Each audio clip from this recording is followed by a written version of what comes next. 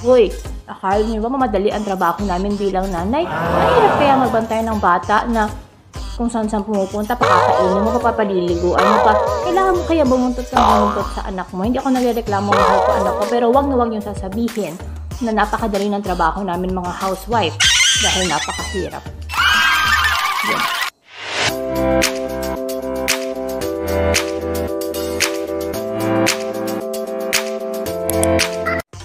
Okay, hi guys! Welcome back to my channel. So, ngayon, bored ako. So, pag bored ako, anong ginagawa ko? Kumakain ako. Ano oras na ba? 11 na ata. 11 na and kailangan ko mag-midnight snack. Must yun. Hindi ako makatulog pag hindi ako nag-midnight snack. Kailangan kumain muna ako ng chips or anything na gusto ko. So, ngayon, may kakainin ako na favorite ko to nung bata pa ako. Ang weird niya, weird siyang kainin. Mawiwirduhan kayo kung ba't ko ito kinakain.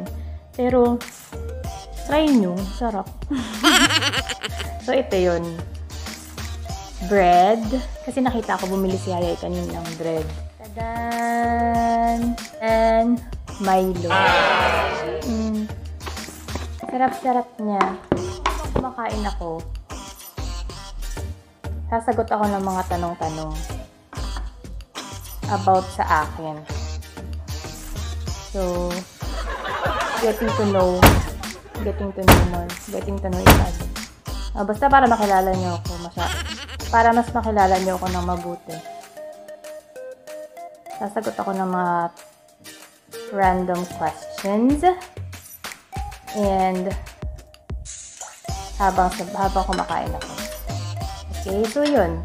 Pinalaman ko yung Milo, tinapay. The more na mas makapal yung Milo, the more. Okay. Start tayo. Saan ko yung mga questions. So here are some of the questions. Questions. Lang ako. So how can you express your love more to others? Hindi yan, no? Paano ko ba ma-express yung love ko? Mas ma-express yung love ko. If there's a will, there's a way. Kung mahal mo yung tao, maghahanap pa ng paraan. Wala nang maraming rason at kung ano-ano pa. So yun. Am I practicing self-care? Love, of course. I do love myself so much. What are my most favorite things about myself? Ang gusto ko sa sarili ko, this time, nagagawa ko na yung gusto kong gawin. I already have the freedom to do whatever I want to do without even thinking of what would other people think about me. Where do I want to travel to? Siyempre, gusto ko naman makatapak ng US. Sino ba naman ayaw makatapak ng US? Siyempre, parang amoy states. Pagbalik mo amoy states, amoy balikbayan ba? Where would you want to live if you could live anywhere in the world? Sa ngayon, kung nasaan yung anak ko, kung saan man yun, dun ako. Ang nanay na sagot, no? Siyempre. Mood rebels na ako. When I was a little, what did I want to be when I grew up? Gusto ko talaga maging vet. Gabi ako sa hayop. Ito mo, ang daming hayop na dumaan sa buhay ko. Hindi sa yung huli ko sa animals. Kasi yung daddy ko, sinanay kami na marami kaming aso sa bahay. And si daddy kasi animal husbandry. So, ayun. Nahilig talaga kami sa animals. Lalo na sa aso, pusa, asawa ko. Next, what is my dream job now? Dream job ko ngayon, literal na work, wala pa. Ini-enjoy ko pa yung pagiging nanay kasi right after I graduated, as in literal na pagka next day nagtrabaho na kaagad ako hanggang 2018. So non-stop talaga trabaho. So, gusto ko lang magpahinga muna. Siguro in 2 years or 3 years, pag medyo malaki na si Zach, ready na ako bumalik sa work. So, for now, yung job ko is naging nanay lang muna ng anak ko. Is work stressful? Yes, of course. Ano ba namang trabaho ang hindi stressful? Lahat ng mga trabaho stressful, diba? Even ang pagiging nanay ko, even kahit nasa bahay ka lang, sabi nila pag nasa bahay ka lang, pag nanay ka, ang swerte mo kasi wala kang trabaho. Hoy, akala niyo ba mamadali ang trabaho namin bilang nanay?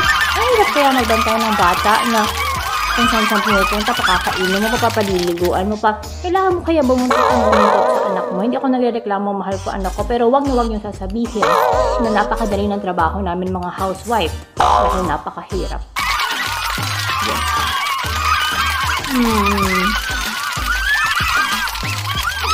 What do I find most satisfying about my occupation? Being a mom? Satisfying pa nakikita ko yung anak ko masaya. And nasa tabi niya ako. And ang sarap ng Mario. And nakikita ko na comfortable siya sa buhay na binibigay ko sa kanya. Do I like who I have become? Of course. I'm happy kung ano ako ngayon because at a very young age, na-experience ko kung paano kumayo, kung gaano kahirap ang buhay. Natutunan ko i-survive ang sarili ko, ang pamilya ko. And hindi pa ba satisfying yun? Nakikita mo, nabubuhay mo yung pamilya mo. So, para sa akin, okay na yun. Yung career na dinirin ko, nakuha ko na. Pinatikim ako, okay na ako doon. So, ngayon, ini-enjoy ko naman ang pagiging nanay. Yes, it is very satisfying. What is my favorite quote? Do your best and God will do the rest. Bago yun.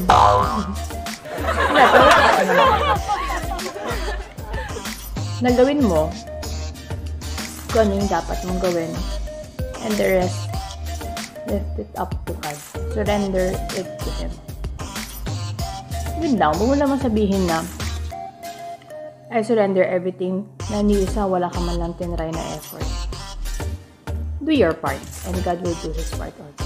Alam mo sa mga beauty pageant, yung bata ako, pag sumasali ako, ang hilig ko sumagot ng mga ganyan.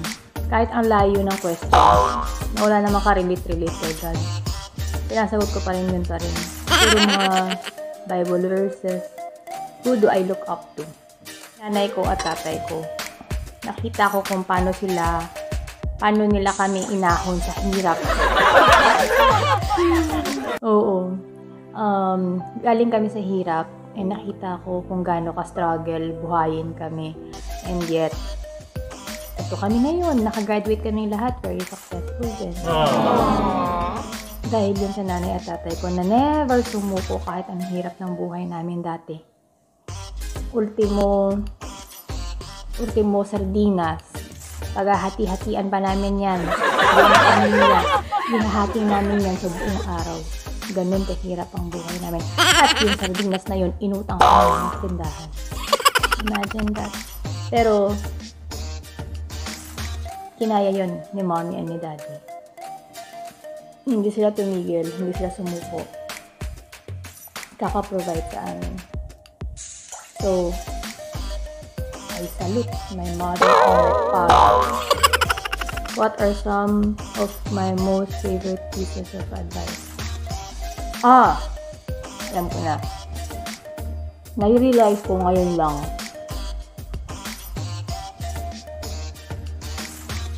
Pinaka-favorite ko na piece of advice na dati inis na inis ako pag naririnig ko to at paulit-ulit na sinasabi ng lola ko, magtipid ka, mag-save ka. Totoo nga. Years ako nagtatrabaho. Ni halos wala man lang ako na-save kasi masyado kong in-enjoy yung perang in-earn ko. Waldas ako ng waldas hanggang wala na akong na-save. So, nga. Wrong move. What helps me relax? Pag nagda-drive. Nawawala yung stress ko pag nagda-drive ako. Pero minsan, dati nung nasa work ako, pag stress ako, magdadrive lang ako. Hindi ko alam kung saan ako pupunta, basta magdadrive lang ako. And of course, masahe. Ni Manang Babe. What is my favorite thing about life now? Being a mom to my son. Sorry pa ulit-ulit, pero ito yung mga bagay-bagay na na-miss ko na halos hindi ko na makabanding yung anak ko kasi aalis ako pag morning, pag may work ako, aalis ako ng mga 7 a.m. which is tulog pa siya. Pagdating ko, natating ako ng mga 6 or 7, kakain ako, maliligo lang ako, pagod ako, matutulog ako. So I always end up, I don't have time for my son anymore. So ngayon, ini-enjoy ko na nakikita ko every milestone ng anak ko. And ini-enjoy ko talaga yung pagiging baby niya kasi next year talaga magiging full-time na siya sa school niya. So wala na, LDR na kami na. Wala na baby si mommy. Yun na yun. Ano? Maintindihan ko sa sinabi ko. Gusto ko lang pakita sa inyo. Ang sarap ng Milo at ng tinapay. Actually, mas masarap siya pag Angelina bread. The best siya, ang Milo at Angelina bread. Minsan, yung Milo, lagay mo sa baso, tapos lagyan mo ng onting water lang. Tapos lagyan mo ng milk, tapos papakin mo. Sarap. So, kung pinanood mo to, di ba nasayang ng oras mo? So, uulit ha! Nood ka ulit ha! So, yun na yun. Goodbye!